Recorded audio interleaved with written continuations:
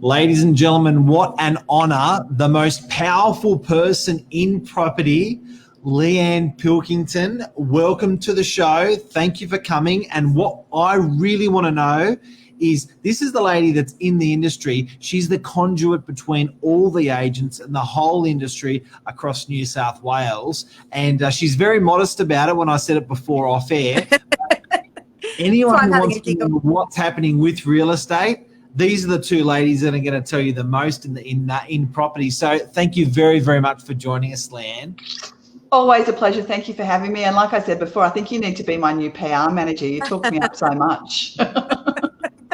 So and Happy New Year. Happy New Year. Yes, Happy New Year to you too. It's been a bit of a weird one, hasn't it, already? All that rain and thunderstorms and COVID and honestly. Lockdown, anyway. Nothing's changed. We're on the northern beaches. I know, yeah, nothing's I know. Changed, and I think everyone thought that when the clock struck 12, that all magically away, right? Right, so, yeah. Nothing's changed. Nothing's changed. No, absolutely. So what is going on, LEANNE? What's happening with, we were discussing off air, talking about restrictions and what agents can and can't do in New South Wales, guys. I know there's a lot of agents that tune in from out of New South Wales. But what's going on here in New South Wales? Okay, well, the thing with New South Wales right now is that we've got three different regimes, if you like. We have got the northern beaches. We have got Greater Sydney, which includes the northern beaches, and we've also got outside of Greater Sydney. So Greater Sydney includes the Blue Mountains, Wollongong, Central Coast and Sydney, and then outside of that, the restrictions are different again. So if we talk about Greater Sydney, we are back to the restrictions that we saw prior to the reduction of restrictions just not that long before Christmas. So 4 square metre rule, all of those rules are back in. The major difference is masks. And so we need to be wearing masks when we're out in public. And that includes, so for us real estate agents, it includes wearing a mask if we are in our office communicating with landlords, tenants, buyers, sellers. We don't need to wear a mask if we are in our office just with us. But if we have got the public in, we need to be wearing a mask to communicate with them. Okay. And so our open for inspections, we need to be wearing masks. We need to ask our open home attendees to be wearing masks. However, we don't have to enforce that. Unlike hospitality venues where they have to enforce it, we don't have to enforce it. But we do need to be asking for them to be wearing masks. Okay. And look, I mean, people are coming into people's homes. It's not unreasonable, right? Right. I mean, just out of pure courtesy. I know certainly for my open homes, and today we've just had to do a very quick flip because we're Northern Beaches agents. So we're dealing with the southern part of the Northern Beaches and the northern part of the Northern Beaches. And so on the northern part of the Northern Beaches, we're only allowed to do one-on-one inspections. Right. So one agent, one person. The southern part. Yeah, you can't even have a couple, right? You've got to leave the husband outside of the car. Yeah, I know. It's tough. But hopefully, not much longer. Look, the thing is, LEANNE, we're fortunate, right? Because when Victoria was in this very similar situation, they were having to revert to virtual. Yeah, absolutely. So, we have to be grateful for small mercies. Yeah, absolutely. And I've been asked today about rental inspections. Can we do periodic inspections? And yes, we can. You need to check in with the tenant and let the tenant know that you'll be wearing a mask and gloves and all of that sort of thing. Do the right thing by your tenants, but you are absolutely entitled to be doing those periodic inspections. We've really just gone back to the way that the rules were earlier in December and prior. Right. Okay. So just getting back to the whole questions I want to ask. When can you guys want to let me talk again? Like last. Sorry. He's just your PR. He's just your PR. He is. He's my PR. And don't they just sit in the background, Lisa? The PR guys, don't they just sit in the background? Exactly. All right, Mark, you may speak. Andrew's sending us cuddles from Queensland. Andrew, I am so disappointed. I was meant to be in Queensland next month, and I don't think they're going to let me in. No, I don't. I don't think so. So g'day to Jazz, g'day to Jeff, guys. You can write your comments on and we will ask the questions to Madam President. I have a big question to ask. Sure. Now, we've got so much money tied up in this property thing, right? All these people across Australia, all these people across New South Wales. We've just had a ginormous year last year. You speak to all of the agents in New South Wales. Yep. By one way or another, you come across them, you get the feel. What happened last year and what will happen this year? Look, nobody, I get asked to crystal ball what the market's going to be like all the time, and I avoid it like the pandemic, really.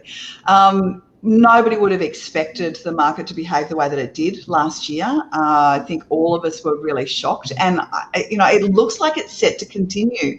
We have got high levels of demand still. We've got cheap money, and we've got low levels of stock. So there's no signs that the market is going to slow down.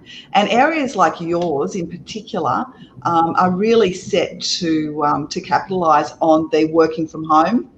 That we sort of all got a little bit excited about this year. That's set to continue, and I really think that the Northern Beaches are going to capitalise more than any other areas of Sydney. The regions are doing really well. It's the first time in I think, I can't remember how many years, but the first time in maybe even forever that the regions have outstripped growth in comparison to Sydney. So I don't see why it's going to change. No, Leanne, can I tell you, we're seeing it already. I mean, look, we've worked the whole way through Christmas and New Year, and I thought I was going to, for me, 24/7, you're always on. 24/7, we never sleep. But it looked like it was actually going to quieten down quite a bit because I'd had a really busy couple of weeks, sold up heaps of stock, and literally 3 days before Christmas had put, listed 6 listings. And I was like, oh.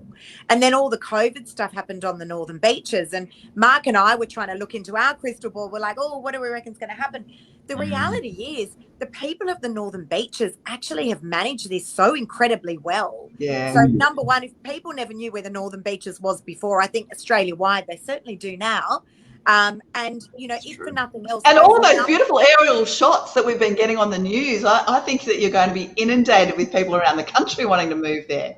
Yeah. Leanne, I've been a bit gun shy about saying anything like that, but you can.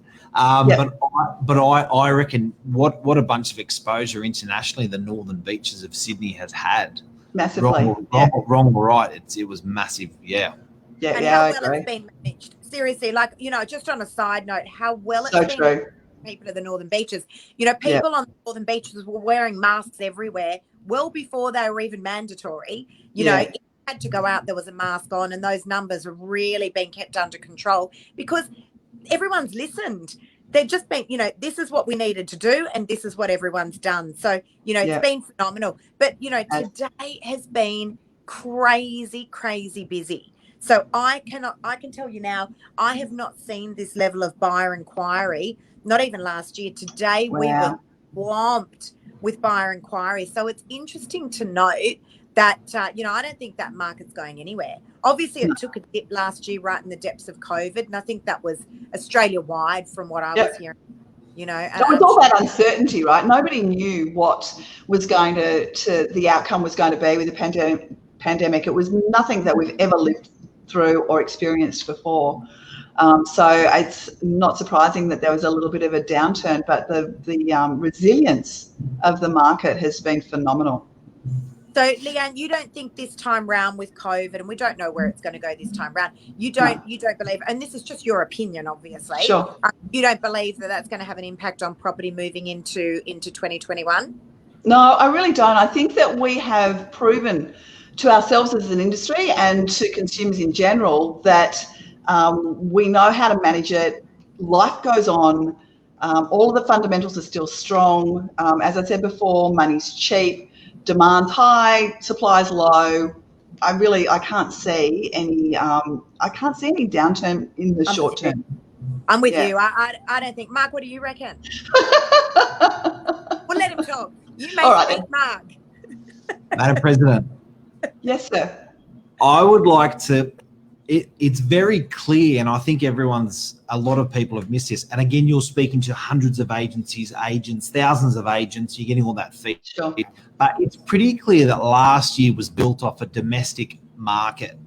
You know, we didn't have the likes of China or people coming from the UK or people coming from any, Thailand or any of those suburbs as countries supporting our economy. Very interesting. Yep.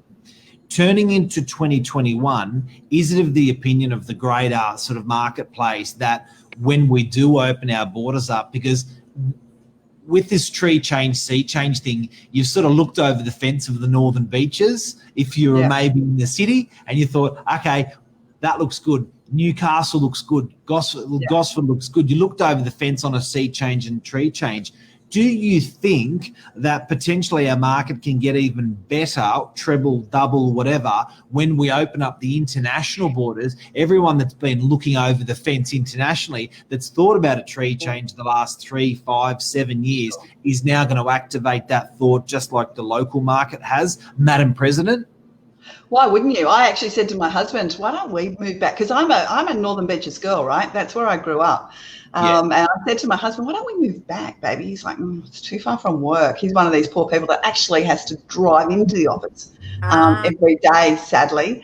But yeah, I absolutely think that there's no doubt internationally, people are going to be looking to Australia because we have managed this incredibly well, even though, the poor northern beaches people have been locked down for a little while. It's so mild in comparison to what we're seeing around the rest of the world. I definitely think that we're going to get a lot of international interest when the borders open up, whenever that is. And definitely the northern beaches is such a beautiful part of Australia, not just Sydney, of Australia, that I do think that you guys are very well placed. And also economically, like it's medically, I think we've proven to be quite resilient. I think economically we've proven to be quite resilient. And such a responsible community, right? I mean, as Lisa said, everybody has just behaved so well during this time. I can honestly say, and I'm born and bred eastern suburbs, I can honestly say that if this same thing, in my opinion, didn't you know that, Mark? If this same thing, Leanne, happened, I wouldn't normally tell people. I don't think it's an advantage, Lise.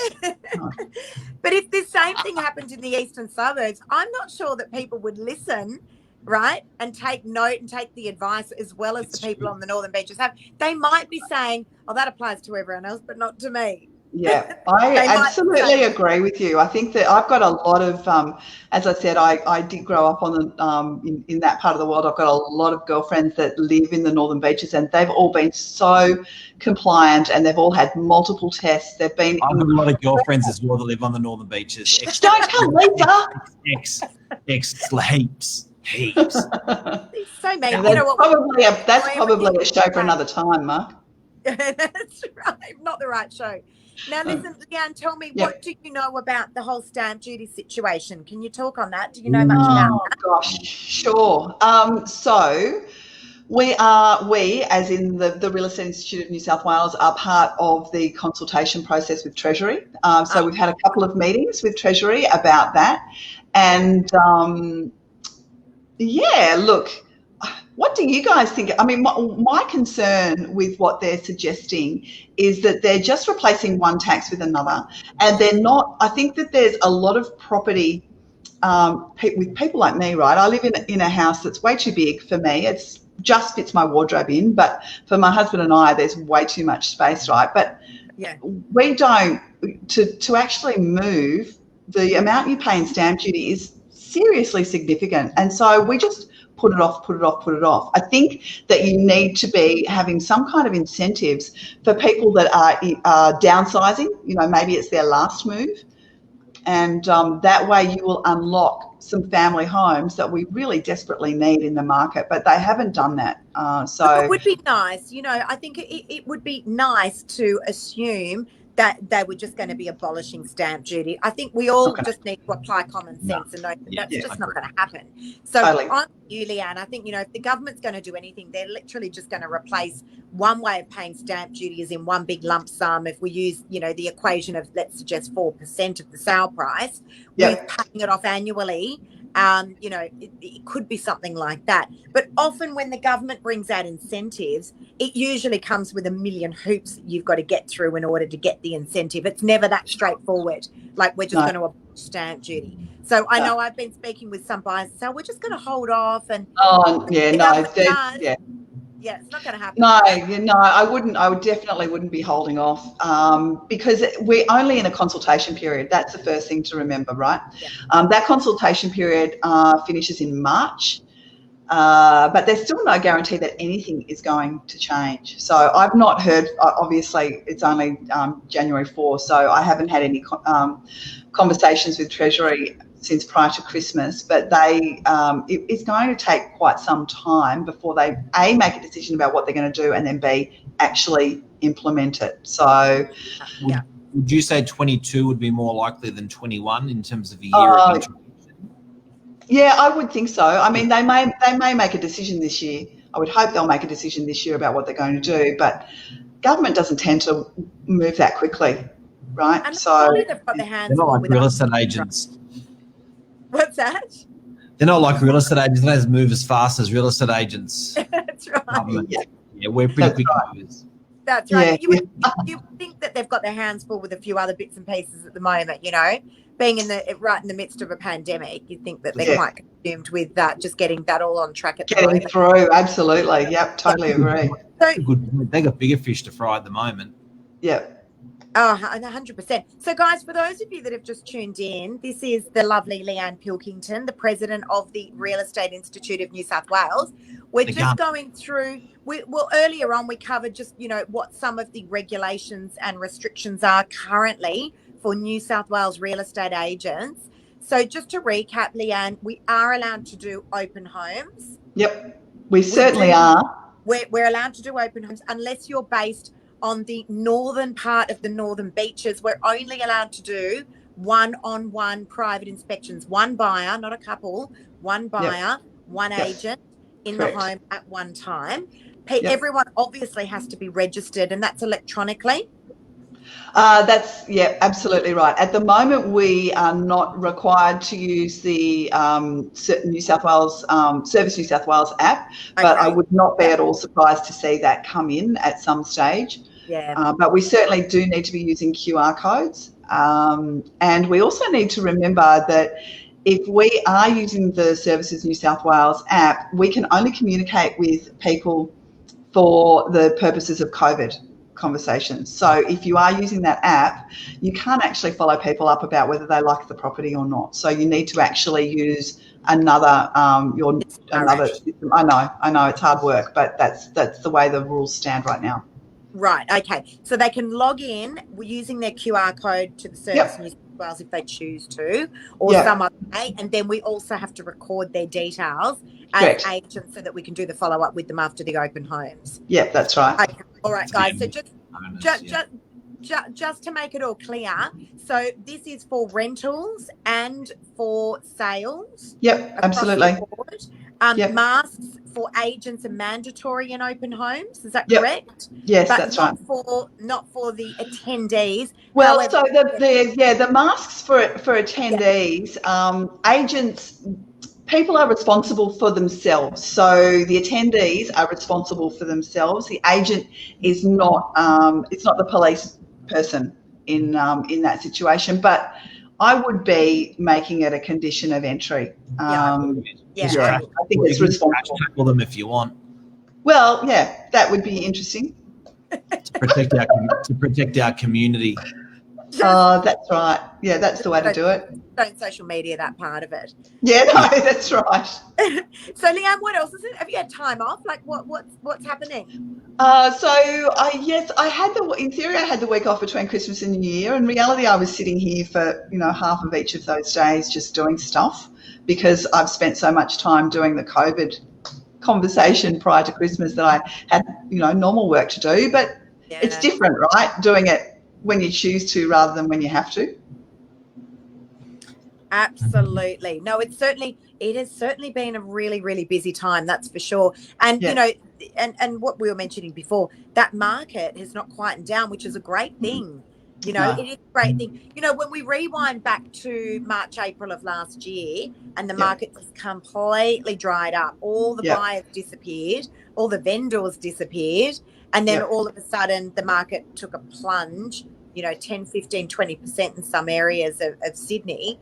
And of course it did recover, and it recovered quite quickly. Really fast, yeah. Yeah, it recovered super fast, but we're not seeing any signs of that this time, which is great. People No. are just getting on with it. I mean, I sold a property today, official first day back for most people in the industry, and, you know, Yep. property already walked out the door.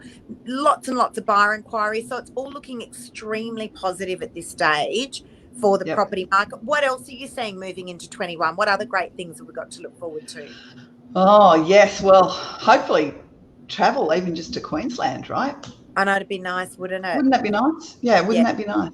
Yeah. Yeah, I just think it's I think it's going to be a bumpy year, to be perfectly honest, with COVID. I think it's just going to be up and down, and I think that the resilience that the industry and the market showed during 2020, we're going to have to, you know, continue to show that in 2021. But I just can't see any signs of the market sort of slowing down. So if you are wanting to, you know, to buy and sell 2021, you know, you might have to do it with a mask on, but other than that, it's all good, right? I agree. And look, I think there's a really valid point there. The market has certainly proved to be extremely resilient. You know, Mark, yes, I think Mark wants to speak. Yes, Mark, you may speak. We are ambassadors of probably the biggest asset class in the country.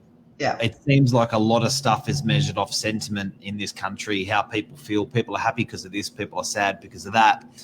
You know, moving into this year ahead, have you seen any hardship, genuine hardship with, I won't even talk about real estate agents because nobody cares about us, but I'll talk about the landlords and the people that own property.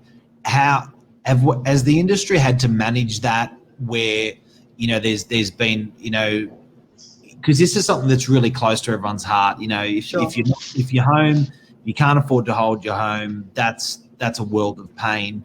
If you have to sell property as a result of rent not coming in, that's a world of pain. Yeah.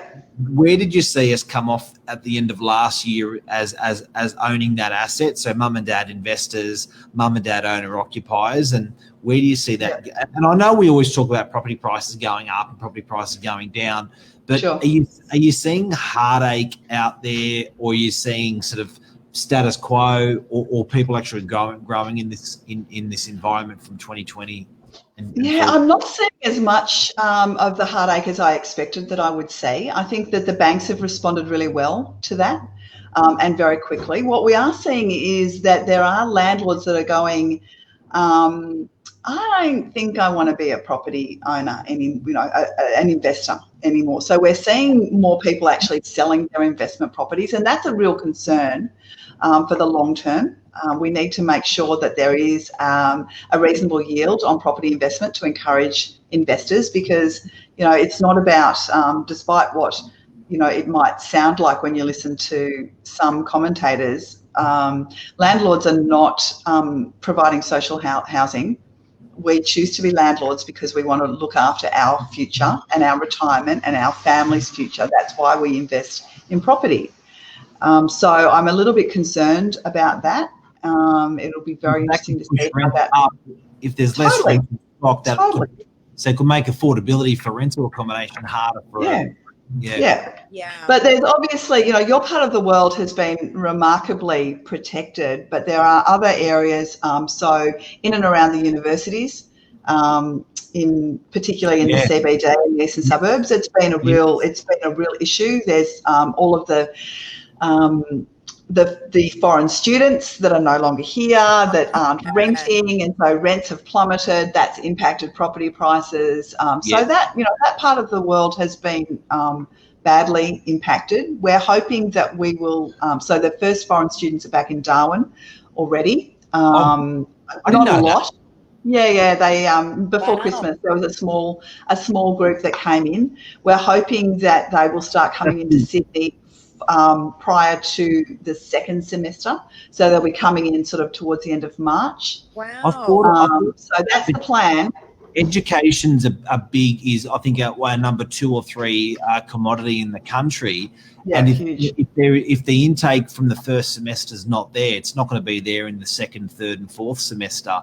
No, so you're saying that there was an intake in the Northern Territory. There was, prior to Christmas, only a small lot came in, and that's great. And yeah, it's a start. So they've got some programs where they're testing how they can manage it safely. And so, of course, my understanding is they were planning to bring them into Sydney prior to Christmas, and then that didn't happen. So it is now prior to the second semester of 2021. So fingers crossed that actually happens. That will have a massive impact on the rental availability and eventually prices in the in and around the universities. So the pain you're seeing is in that belt around education precincts. Yeah, absolutely. Yeah. Colleges. Yeah. Certainly not the lifestyle locations.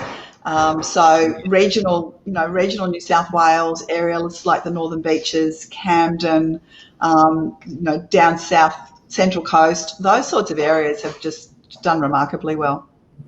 Very interesting. Interesting, hey? And just given the situation, with what's going on now with COVID round 2, one would think that the government is just going to extend out a lot of the current incentives that are in place at the moment with regards to, moratoriums on terminations and, JobKeeper and JobSeeker and all that sort of stuff. It was all due to come to a bit of a grinding halt now. Well, things changed things have started to change, and the JobKeeper and Seeker payments are reducing, and they are meant to be over in March. But, it'll be interesting to see. I know there's been some conversation at a state level about what they might do for businesses on the Northern Beaches. So, I think it's a bit of a watch this space. Wow, interesting. Really, really interesting. And look, it really is just a week by week. I mean, you turn on the news, and you listen to it every morning and you're like, okay, what's happening now? I think the one thing that's changed, though, in the past, let's suggest 12 months since we all learned about COVID, is that we're now, we kind of all know what our default position is. Even as agents, Leanne, when all this stuff happened and, we had to resume back to doing the one-on-ones, we're like, okay, no, we know what to do this time round. Because we just do what we did back in March, April, May.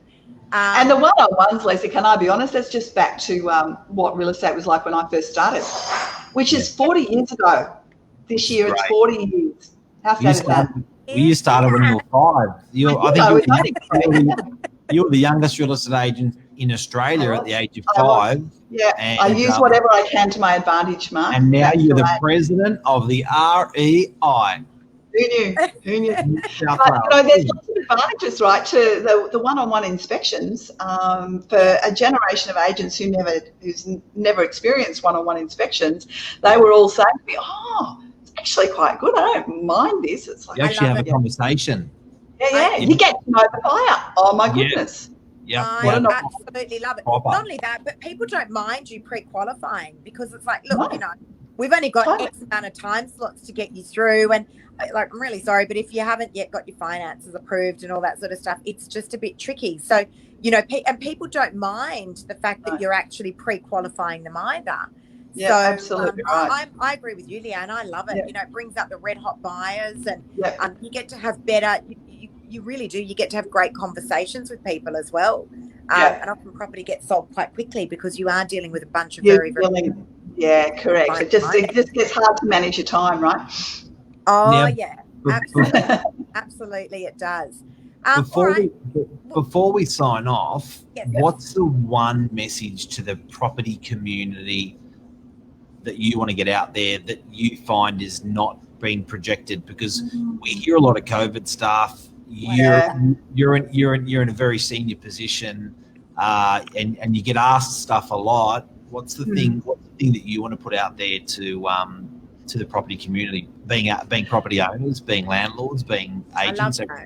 Good question. Yeah, good question, Mark. I'm glad we let it talk. Thanks. I'm getting really good at Without this. notice. Yeah, I'm getting really good. I love it. Yeah, look, I would just love agents to be focused on outcomes for the consumer instead of how good they are. To be honest, I'm really tired. I live in the northwest of Sydney, in the Hills District, and every single bus I drive past has got the face of an agent saying I'm the number one at something or other, and I'm seriously over it. It certainly wouldn't make me want to list a property with those people. So I just want agents to be looking at the best outcome for consumers rather than talking themselves up. And I want them all to wear socks. Leanne, let me tell you something. This is a true story, guys. Here's a fun fact. I was in Double Bay a few weeks ago and I was sitting grabbing a quick coffee. I had to sit down and make 3 million phone calls and turned around, and I know for a fact there were 2 real estate agents sitting next to me. Yeah. And they weren't wearing shoes. Forget about socks. They had no shoes on. I swear. They had their suits and no shoes. And I was like, what? What is going on with that? I don't know. I think a lot of socks have come back in the last 12 months. There was a time where there was the socks, the undressing was getting more and more common with the no socks on, but I've seen a lot more socks being worn. I think the agents have lost their confidence a little bit and started wearing socks again. Yeah, that's good. I'm glad to get that fashion update. But you know what, Leanne, that's a really, really interesting point that you just made there, because, when I came into sales, I've been in sales now 3 years, right? When I came into sales, I was always like, why? This is really unusual. Like, are we the only people in an industry that actually talk about what we do for a living? How good are we? I think you girls are being really sexist, both of you. The analogy that I gave was... Because you girls don't wear socks, boys wear socks. You're being sexist against the male real estate community, both of you. Shame on both of you. Sorry, it's not that is absolutely not my intention. Don't put me in that corner, Mark Novak. I don't appreciate it. You both don't wear socks, and now you're pushing it on the boys for not wearing socks. But, the analogy is a surgeon that performs surgery and then gets up on stage or promotes to people on buses how many lives they've saved. I was always really confused about that. I was like, I don't understand. Isn't it our job? But no, I'm okay with how many lives you've saved. I'm not okay with how much money you've made. No, I know. And that's what we do. We absolutely surgeons don't do either. No, that's right. They don't. Yeah, they don't. We are a funny bunch, I tell you what. It is an interesting thing. But, I have to say, I'm a massive advocate for just, helping people. Forget about what's in it for you, what's in it for the people. That's the message here. What is literally in it for the people? So I'm with you. Absolutely. I'm flying the flag on that one, Leanne, without a doubt.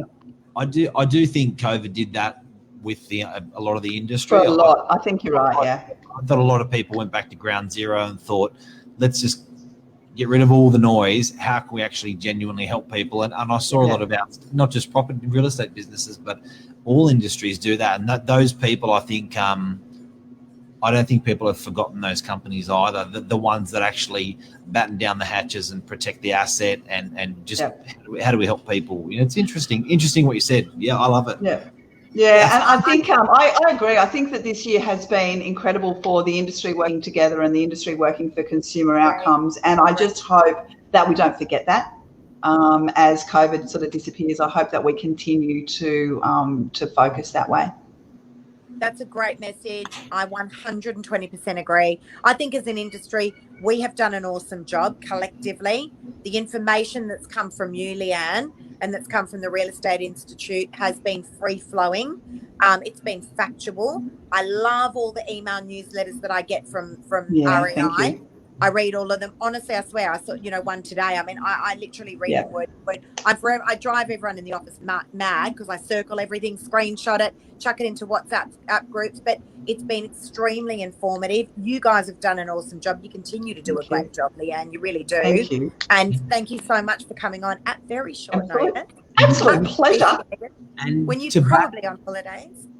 And you are solely the industry to back if people want to see change in property. And I mean that from landlords, from tenants, from agents. So us agents get the noise from all different consumers. We bring that information to the Real Estate Institute. The Real Estate Institute, like you said before, is taking it to government bodies. So, ladies and gentlemen, here's the REI, and this is what these guys do for all of you. Because the amount of fights you've gone into fight on behalf of landlords or on behalf of people, stamp duty is another one at the moment you guys are doing. It's a credit to you guys, and I know it's a bit hard for those people to thank you, and you'll probably never get that, but certainly from the industry, thank you, because you are the only guys that will actually listen and aggregate and take all that information to fair trading, to the government, say this is what we need to do. Pat on the back. Thank you. On that, Leanne, I know that you guys were pivotal in assisting with government not freezing rents during the depths of COVID.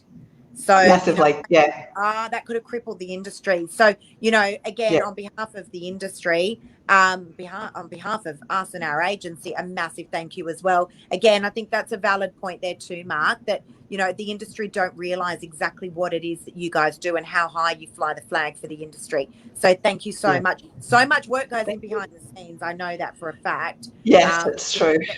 Simply do not get the credit that you should be getting. So, again, a massive thank you. Happy New Year. And let's hope we just sail right through this year, and then pop our heads up and and we come out the other side and say, you know what, that was another great year. Yeah, I hope so. Fingers crossed. Thank you so much, Leanne. Always absolute pleasure. Again, love thank you you so on. much. It's much appreciated. Always happy. Thank you for the opportunity. Yeah, talk to you really soon. Thanks again. You will. Okay, see you guys. Yeah, bye. Cheers. Bye. Bye, everybody. Toodles.